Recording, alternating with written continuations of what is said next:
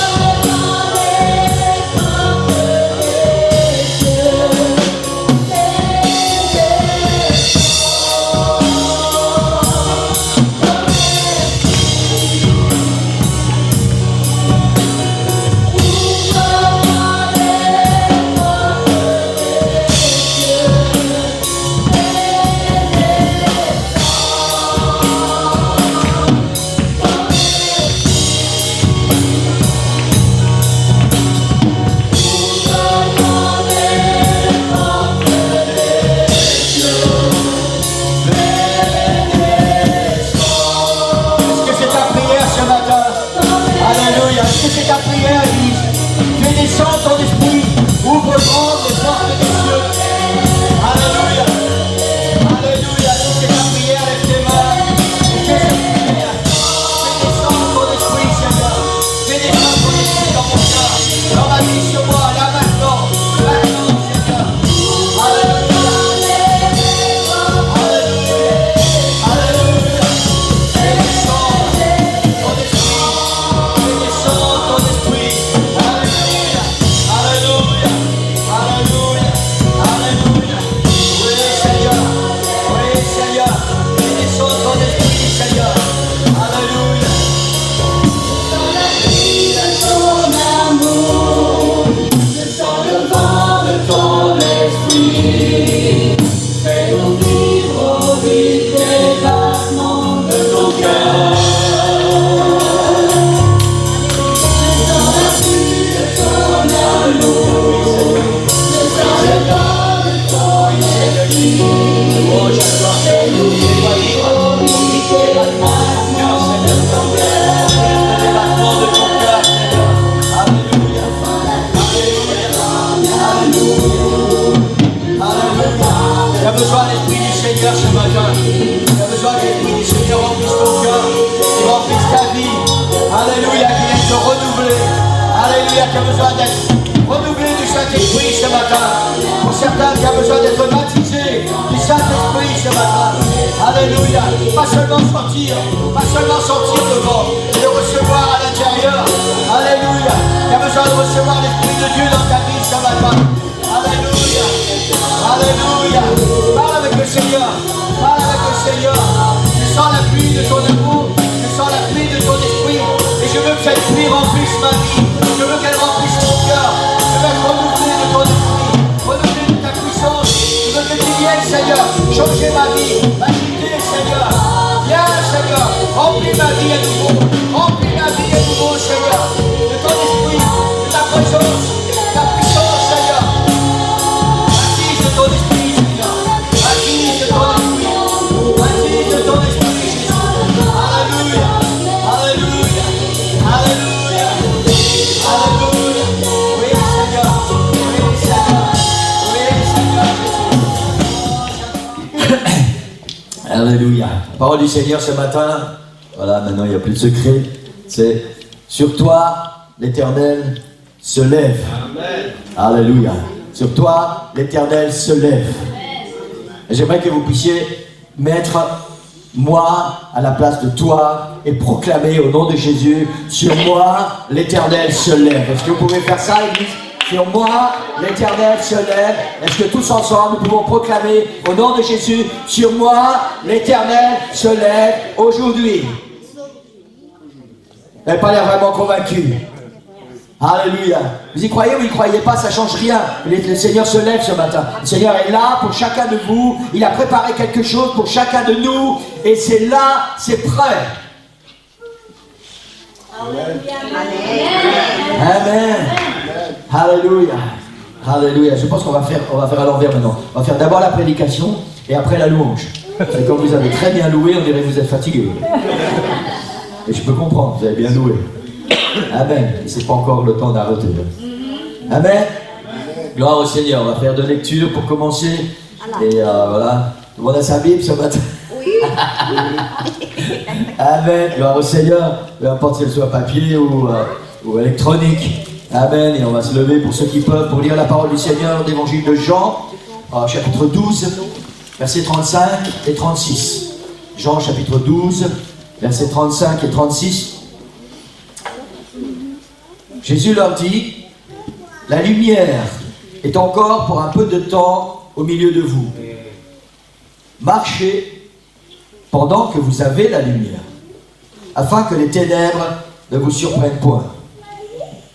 Celui qui marche dans les ténèbres ne sait où il va. Pendant que vous avez la lumière, croyez en la lumière, afin que vous soyez des enfants de lumière. Amen. Alléluia. Seigneur, merci pour ta parole. Seigneur Jésus, ta parole est là pour changer nos vies.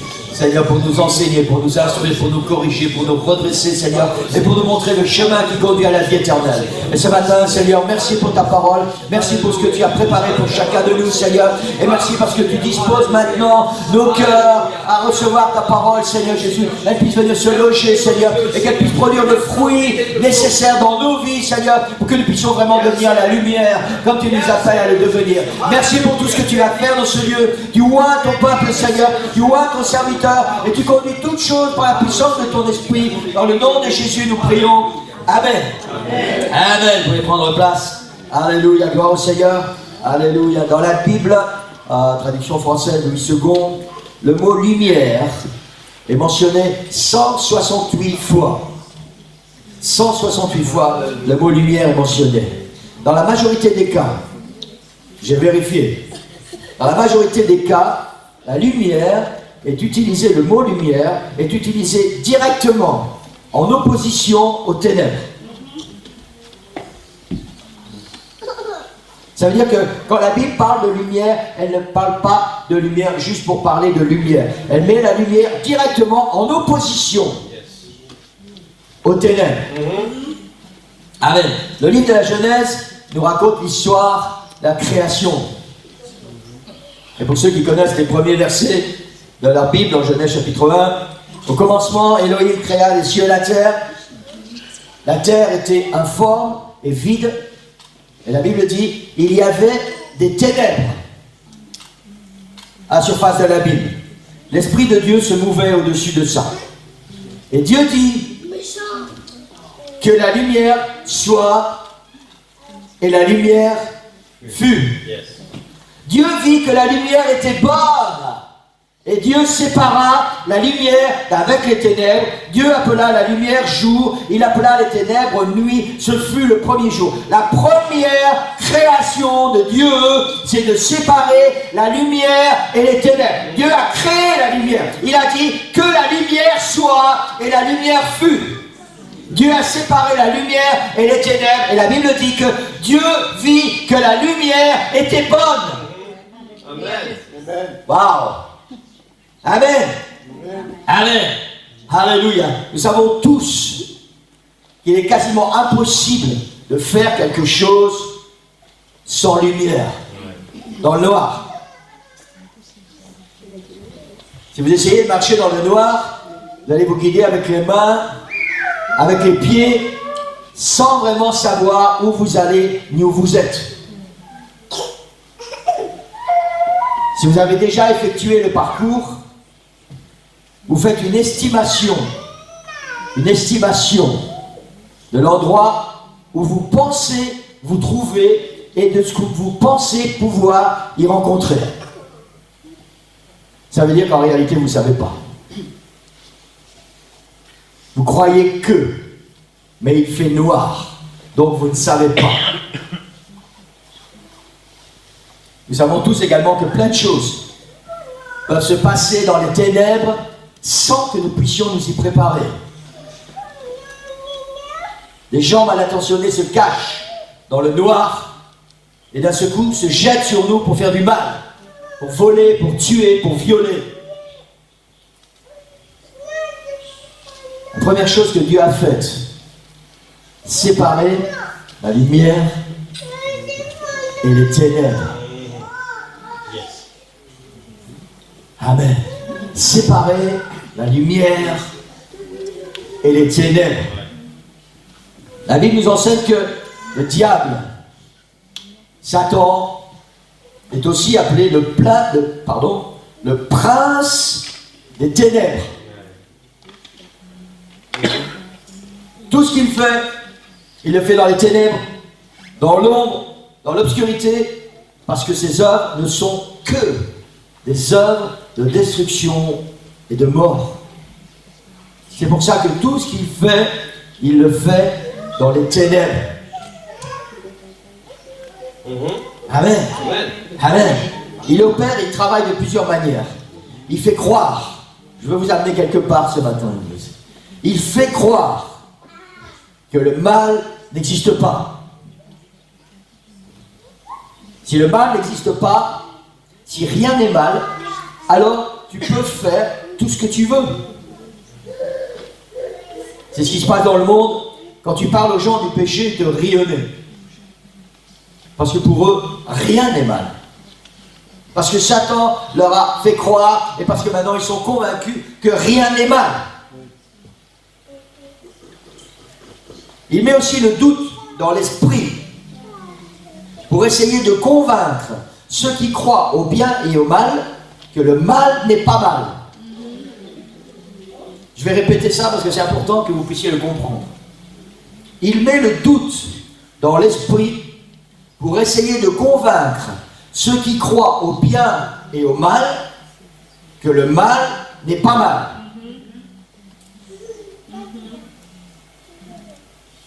Pas que le mal est bien, mais que le mal n'est pas mal. C'est différent. Satan va essayer de convaincre les enfants de Dieu que ce qu'ils font et qui est mal n'est pas mal.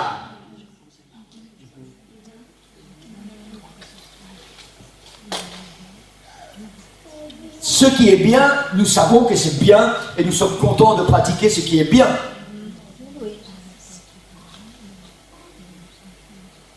Une des tactiques privilégiées que le diable utilise avec les enfants de Dieu, c'est d'essayer de nous convaincre que le mal n'est pas mal. Que ce que tu sais pertinemment dans ta vie qui n'est pas bien, c'est pas mal.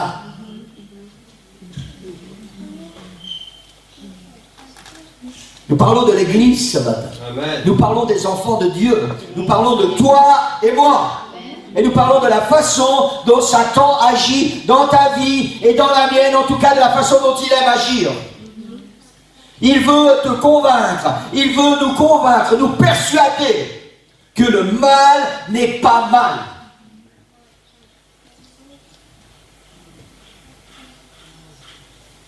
Sa seule arme,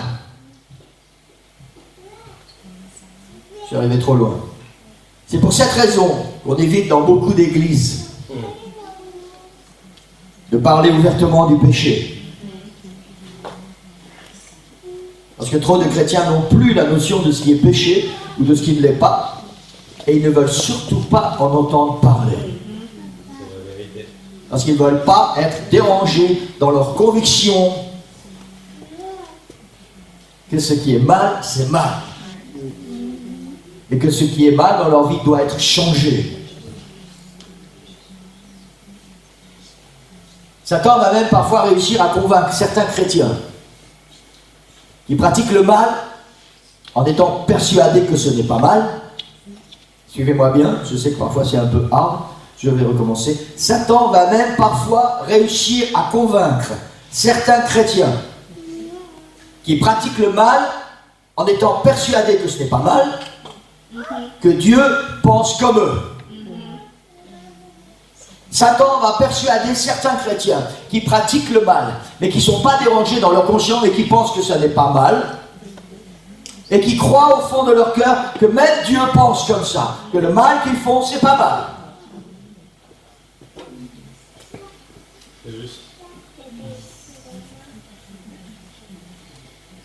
C'est pour ça qu'il y a le péché dans l'Église.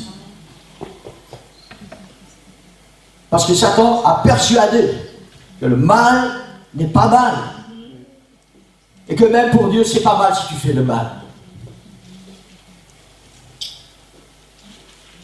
La Bible nous enseigne dans 1 Pierre, chapitre 5, verset 8, tout le monde connaît ce verset. Soyez sobres, veillez, votre adversaire, le diable, rôde comme un lion rugissant, cherchant qui il dévorera. Nous avons bien lu, l'Église. Votre adversaire, le diable. Pour ceux qui ne le savaient pas encore, nous avons en tant qu'enfants de Dieu un adversaire qui s'appelle le diable et qui jour après jour, seconde après seconde, rôde autour de toi comme un lion rugissant pour essayer de te détruire. Pour essayer de te convaincre que le mal n'est pas mal et que même Dieu pense comme toi.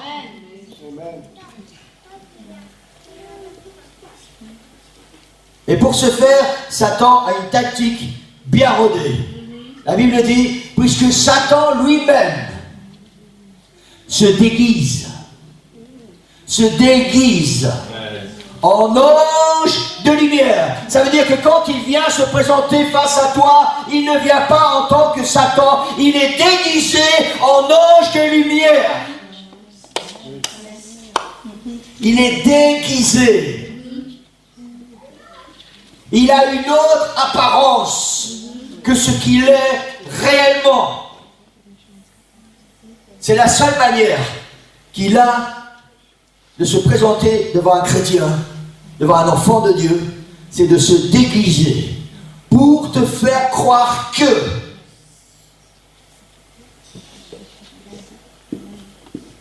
Amen. Amen. Vous savez, Satan ne va pas venir devant toi avec sa fourche, sa longue queue. Coucou, c'est moi, c'est Satan, c'est le diable. Tu vas écouter ce que j'ai à te dire. Hein? C'est pas comme ça qu'il agit, ça c'est dans les théâtres ou dans les films ou ça c'est des trucs mensongers. La Bible dit que Satan se déguise en ange de lumière.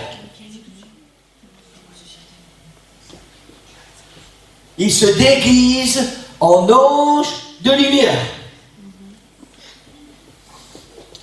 C'est sa seule arme pour que tu ne le reconnaisses pas. Et comme tu ne l'as pas reconnu, alors il va essayer d'engager la conversation pour te convaincre. Te convaincre, il va te faire croire que tu peux faire le mal puisque c'est pas mal.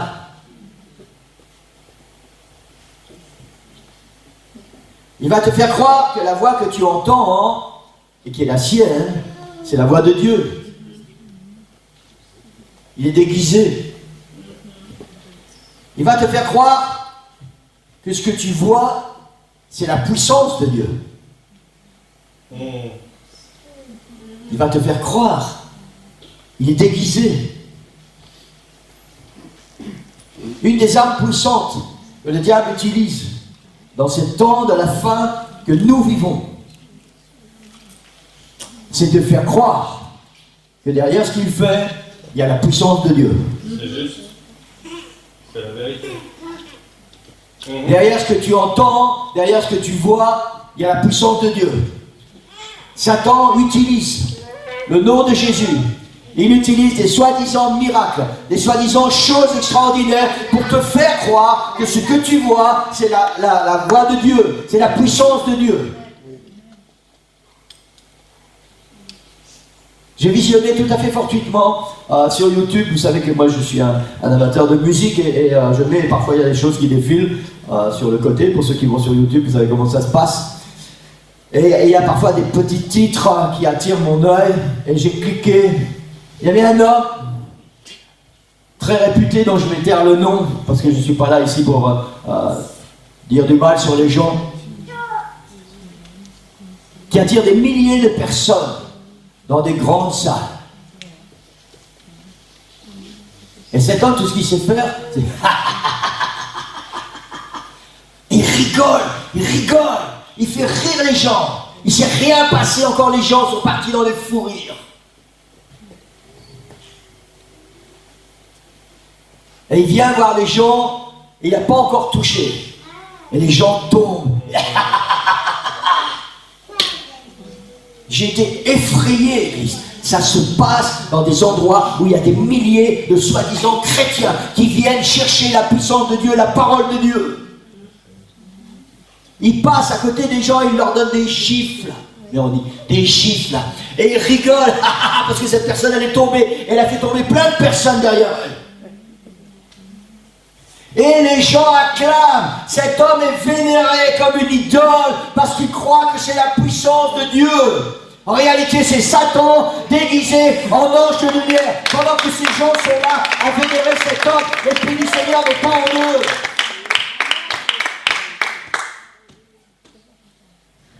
Et c'est juste un exemple parmi tant d'autres. C'est pas parce que quelqu'un parle de Jésus. C'est pas parce que quelqu'un prie Jésus, c'est pas parce que quelqu'un prophétise au nom de Jésus que c'est un envoyé de Dieu. Satan se déguise en ange de lumière. Et si tu n'as pas l'Esprit du Seigneur à l'intérieur, certainement tu auras du mal à faire la différence.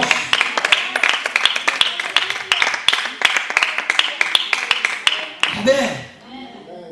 Amen. Des milliers d'hommes et de femmes à travers le monde sont entraînés dans ces choses. Entraînés dans ces choses. Parce que Satan s'est déguisé en ange de lumière et il fait croire. Et ces gens sont aveuglés. Aveuglés. Et vous savez quoi? La destinée de Satan, nous savons très bien ce qu'elle est, c'est l'enfer. Et la volonté de Satan qui rôde comme un lion rugissant autour des enfants de Dieu, c'est de les emmener avec lui en enfer, parce que pour lui, il n'y a pas d'opportunité d'être sauvé. C'est l'enfer, c'est fini, c'est un choix que Dieu a fait. Et il veut emmener le peuple de Dieu avec lui. Alors il va se déguiser en ange de lumière. Jésus a dit, pendant que la lumière est encore avec vous, croyez en la lumière. Amen. Croyez en la lumière. Amen. Ne croyez pas n'importe quoi. Satan va vraiment vouloir vous faire croire que ce qui est mal n'est pas mal.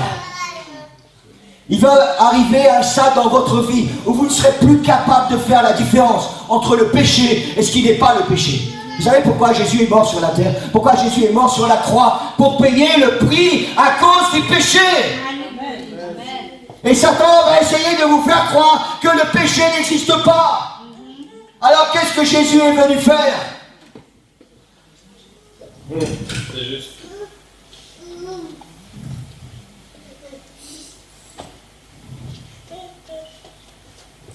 Alléluia. Alléluia. Alléluia. Vous savez, même moi, parfois, je dois visionner plusieurs fois. Et je dois prier, je dois dire, Seigneur, c'est toi ou c'est pas toi? C'est la vérité. C'est la vérité. Parce que croyez-moi, Satan ne va pas seulement mettre un masque, hein. C'est avec un bâton en dessous. Et puis, coucou, coucou. Non, non, non, non, non. Il est vraiment bien déguisé, il est bien maquillé. Il ressemble vraiment à un ange de lumière. Et si tu n'es pas averti, si tu n'as pas l'Esprit du Seigneur qui brûle à l'intérieur et la connaissance de la parole de Dieu, alors il va te prendre dans son filet. Amen. Amen. Alléluia. Alléluia. On a lu tout à l'heure, celui qui marche dans les ténèbres ne sait où il va. Et malheureusement, tous ces gens marchent dans les ténèbres. Ils sont aveuglés. Satan les a aveuglés. Et ils croient que c'est bien, que tout ça c'est bien. Parce qu'il s'est déguisé en ange de lumière. Et en réalité, ces gens-là marchent dans les ténèbres. Et la Bible dit que celui qui marche dans les ténèbres ne sait pas où il va. Amen. Et si j'arrêtais la prédication ce matin, à ce point-là, nous serions vraiment tristes et il y aurait quelque chose sur notre cœur de vraiment mauvais. Mais j'ai une bonne nouvelle ce matin. Le Seigneur ne nous laisse pas à la merci du diable. Amen. Et le Seigneur a préparé quelque chose pour nous, pour que nous puissions combattre et être victorieux, pour que nous puissions le démasquer et lui dire, arrière de moi, Satan, moi je veux suivre Jésus qui est la lumière. Amen.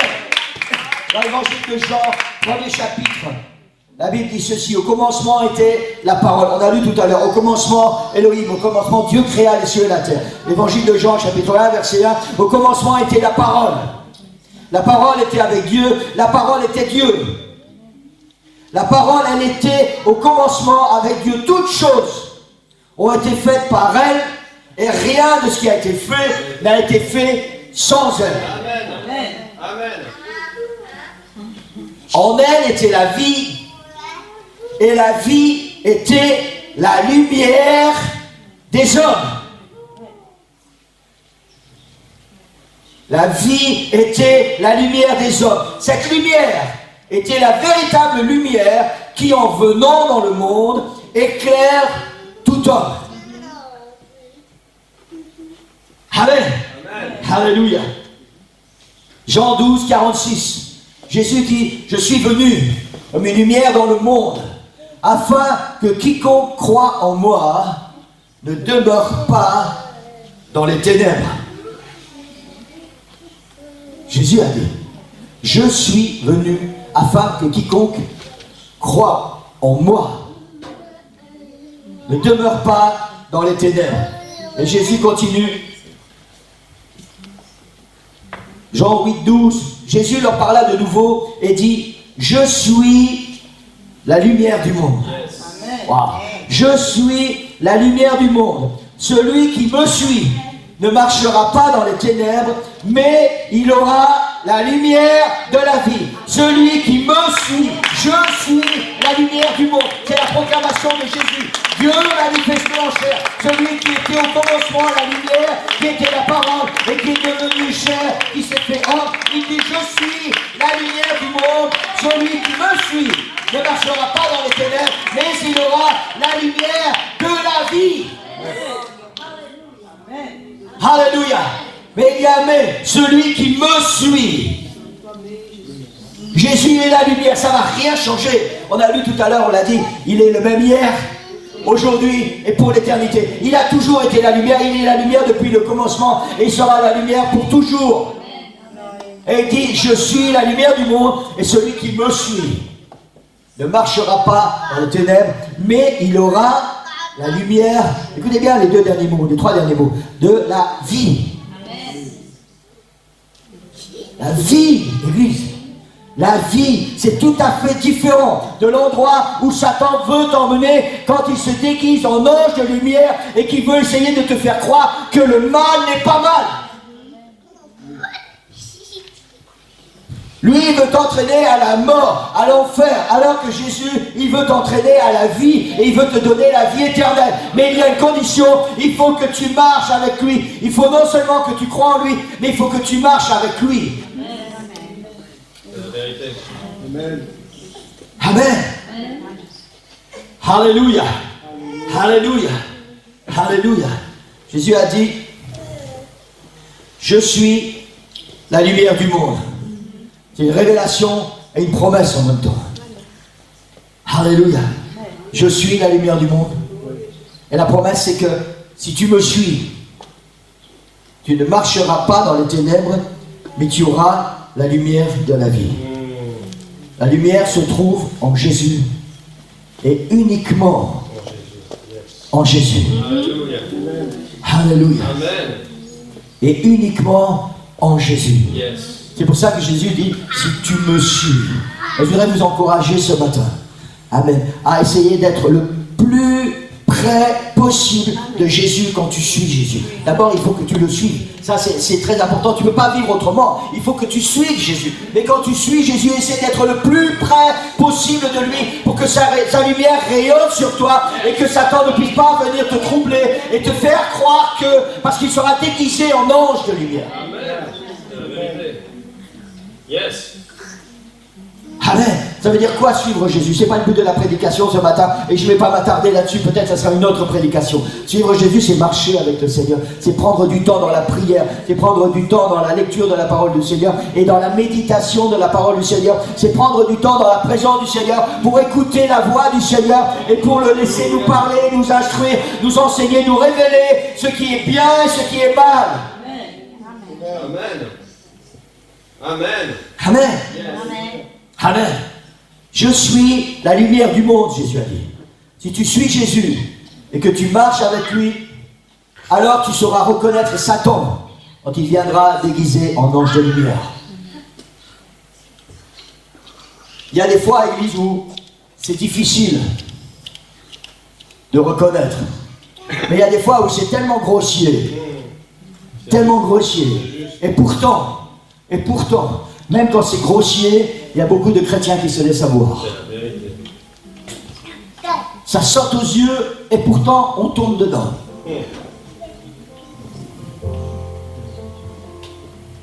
Si tu suis Jésus et que tu marches avec lui, alors tu sauras reconnaître Satan quand il viendra déguisé en ange de lumière. Si tu suis Jésus, que tu marches avec lui, tu sauras faire la différence entre le bien et le mal. Si tu suis Jésus, que tu marches avec lui, tu reconnaîtras directement sa voix quand il te parle. Si tu suis Jésus, que tu marches avec lui, tu deviendras automatiquement un enfant de lumière dans ce monde de ténèbres. Si tu suis Jésus, que tu marches avec lui, tu ne seras plus attiré par le péché et le mal. C'est une des raisons pour lesquelles trop de chrétiens luttent avec le péché. Luttent avec le mal qui est en eux et qui se laissent convaincre que le mal n'est pas mal. C'est ce que Satan veut faire. Hein. Il ne va pas te faire croire que le bien c'est mal. Non, non, non. Il va te faire croire que le mal c'est pas mal.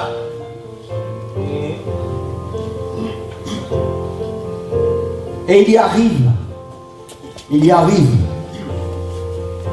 Quand les enfants de Dieu sont un peu trop éloignés du Seigneur. Quand nous négligeons la prière. Je ne vais pas vous demander ce matin, mais je sais bien si vous pouvez vous répondre à vous-même. Combien de temps par jour? Je ne vais pas demander par semaine. Hein. Combien de temps par jour tu passes dans la prière? Pas à faire des requêtes, hein. Seigneur, bénis mon père, bénis ma mère, bénis mon frère, bénis ma soeur, protège-moi sur la route, bénis mes examens, bénis ceci, bénis mon travail. Non, non, non. Combien de temps tu passes dans la prière à parler avec le Seigneur et à le laisser te parler, à avoir un dialogue avec lui? Par jour. Combien de temps par jour tu passes à lire sa parole, à méditer sa parole et à laisser le Seigneur te la faire comprendre?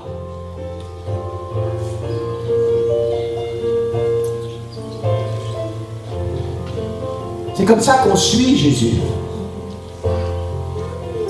L'église, c'est pas suffisant de faire ça une fois par semaine. Ou peut-être même moins. Tu dois faire ça tous les jours.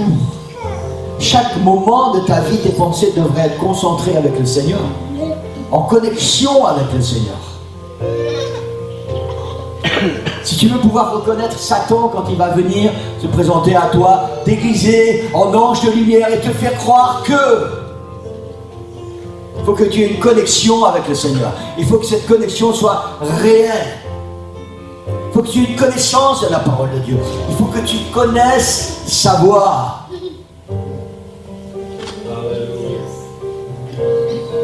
Parfois on se fait avoir. Cette semaine je me suis fait avoir par mes petits-enfants en Suède. Le téléphone, je pensais que c'était Alissa, c'était Alan. Parce qu'ils ont quasiment la même voix avec le téléphone, c'est un peu, puis avec mes prothèses auditives. Et je pensais que c'était Alissa, c'était Alan. La sœur Nicole, elle m'a regardé, elle a dit, c'est pas Alissa, c'est Alan. Elle était avertie. Mais parfois ça va être tellement ressemblant. Tellement ressemblant. C'est important de connaître la voix du Seigneur. Pour savoir le reconnaître quand il te parle. Quand il y a cette voix qui vient à l'intérieur, alors tu pourras discerner si c'est la voix de Dieu ou si c'est la voix de celui qui est déguisé en ange de lumière pour te faire croire que le mal, c'est pas mal.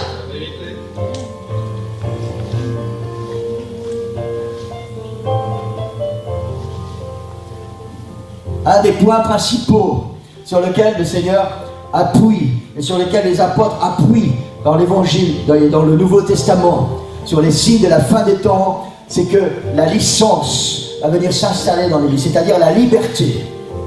Les gens ne vont vouloir vivre sans règles, sans loi, sans commandement. Et ça, c'est une façon dont le diable travaille quand il vous fait croire que le mal n'est pas mal.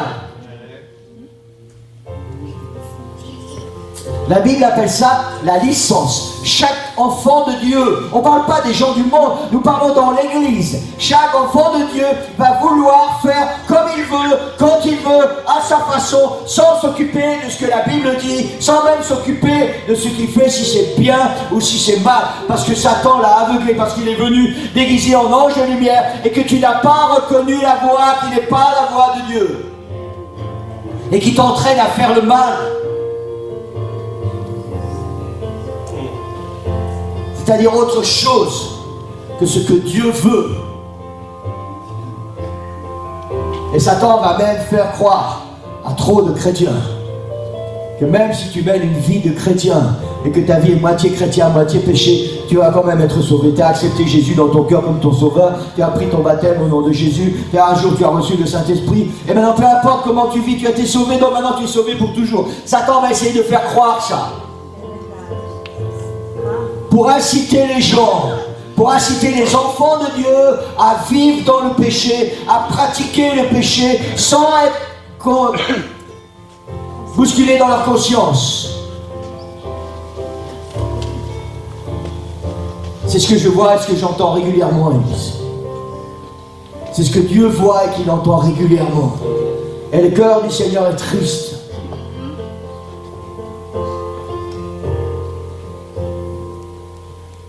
C'est Jésus qui a dit « Je suis la lumière du monde » est présent dans ce lieu ce matin.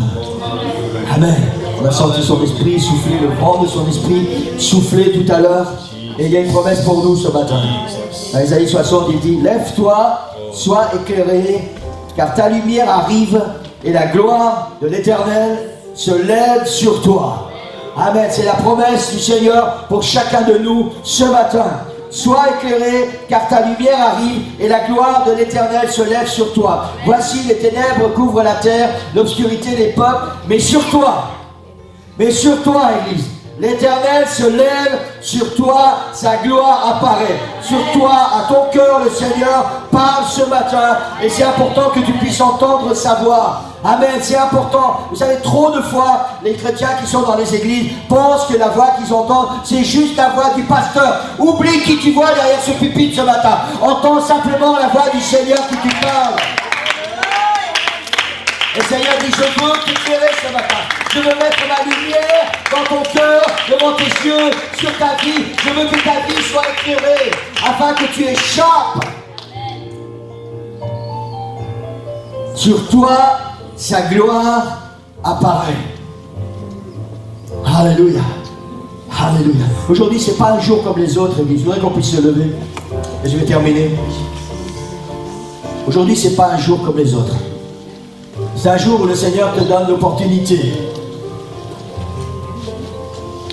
de réaliser que peut-être, cette voix que tu as entendue jusqu'à maintenant n'était pas la sienne. Peut-être cette voix qui te guide jour après jour n'est pas la voix du Seigneur. Peut-être cette voix qui endort ton esprit et qui fait que tu pratiques le péché, que tu vis dans le péché sans être convaincu que c'est mal. Le Seigneur te parle ce matin. Le Seigneur parle à chacun de nous, Église. Et aujourd'hui, c'est un jour spécial. Le Seigneur donne l'opportunité à quelqu'un aujourd'hui d'être éclairé. L'Éternel se lève sur toi et sur toi, sa gloire apparaît. J'ai dit tout à l'heure que le Seigneur nous aime comme nous sommes, mais il nous aime trop pour nous laisser comme nous sommes. Le Seigneur t'aime comme tu es, même si jusqu'à maintenant tu étais aveuglé, même si tu t'es trompé de voie. Mais le Seigneur t'aime trop pour te laisser continuer à croire que, alors que c'est pas ça. Le Seigneur veut t'emmener dans l'éternité avec lui. Il veut mettre sa lumière et sa gloire sur ta vie. Et le Seigneur parle ce matin. Je sais que le Seigneur parle à plusieurs personnes ce matin dans ce livre. Alléluia, alléluia, alléluia. Je voudrais demander à ceux qui sont bien dans leur tête et dans leur cœur avec le Seigneur de prier pour que le Saint-Esprit agisse dans les cœurs ce matin, pour qu'il y ait des changements qui soient opérés, pour que le Seigneur puisse vraiment faire le travail qu'il a préparé et que nous puissions être disponibles pour que le Seigneur puisse agir et changer nos cœurs ce matin. Alléluia. Aujourd'hui, c'est le jour pour toi de décider que le temps où tu marchais dans les ténèbres sans savoir où tu allais est terminé.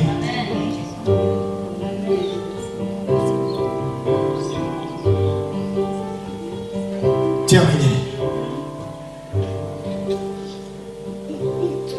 C'est important que tu saches, parce que c'est un des grands pièges. C'est important que tu saches, dans les temps que nous vivons, Satan va utiliser le nom de Jésus pour tromper l'Église.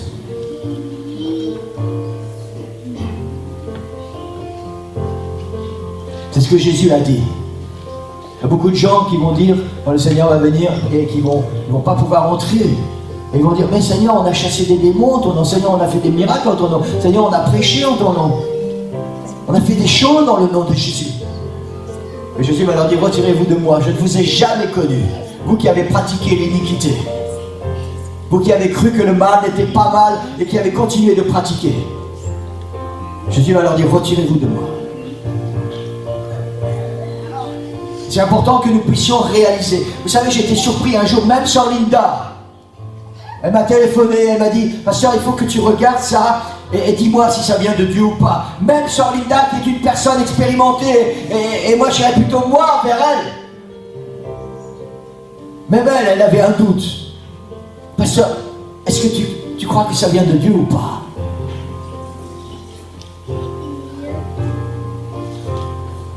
C'est pas parce que tu entends parler de Jésus que ça vient du Seigneur. C'est pas parce que tu vois des miracles que ça vient du Seigneur. C'est pas parce que les gens se disent prophètes ou je ne sais pas quoi que ça vient du Seigneur. C'est pas parce qu'il se produit des choses. Tu sais, si tu vois la Shekinah, si tu vois un tourbillon comme ça et qu'il commence à se produire des choses, c'est pas la gloire du Seigneur. C'est le diable qui agit. Excusez-moi, mais le blanc c'est le blanc et le noir c'est le noir. La Shekinah c'est fini.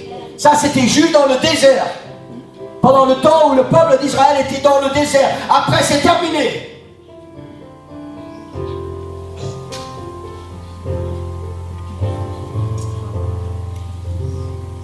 C'est important, parce que le diable essaie de t'entraîner dans des mouvements dits chrétiens, des mouvements dits religieux, des mouvements dits pentecôtistes, et je sais quoi encore.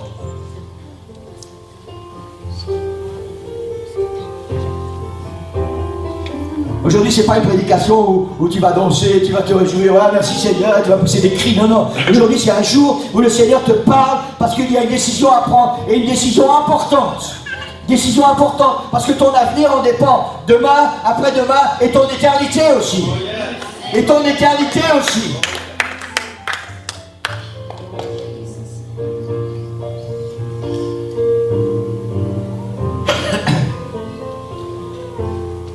Dans Éphésiens 5, verset 8, la Bible dit, autrefois, vous étiez ténèbres, maintenant, vous êtes lumière dans le Seigneur. Marchez comme des enfants de lumière. Et c'est la volonté du Seigneur ce matin. Et c'est ce que le Seigneur veut faire dans ta vie. Je voudrais qu'on puisse tous fermer nos yeux. On a l'habitude de dire baisser la tête, mais c'est pas bien de baisser la tête parce qu'on se renferme comme ça. Je voudrais qu'on puisse fermer nos yeux. Pour ceux qui veulent, levez vos mains. Amen. Et laissez la présence du Seigneur, laissez l'Esprit du Seigneur parler à votre cœur. Il dit, autrefois, vous étiez ténèbres, maintenant vous êtes lumière dans le Seigneur. Est-ce que tu es disposé ce matin à ouvrir ton cœur et à dire, Seigneur, je reconnais, Seigneur, que certainement j'ai été aveuglé, certainement le diable a été tellement subtil dans ma vie qu'il m'a trompé. Seigneur, mais maintenant je ne veux plus marcher dans les ténèbres, je veux que tu m'éclaires par ta lumière, je veux marcher avec toi, Seigneur, et je veux que tu deviennes ma lumière. Seigneur, je veux changer, je veux abandonner ce qui ne te plaît pas, je veux arrêter de croire que le mal n'est pas mal, et je veux marcher dans ta volonté.